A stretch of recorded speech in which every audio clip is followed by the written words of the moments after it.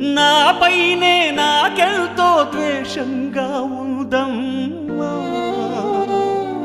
నే చేసిన పాపాలకు నిష్కృతి లేదమ్మా. అమ్మా ఒకసారి నిన్ను చూసి చనిపోవాలని ఉన్నదే. నాన్నని ఒక్కసారి పిలిచి కనుమూయాలని ఉన్నది.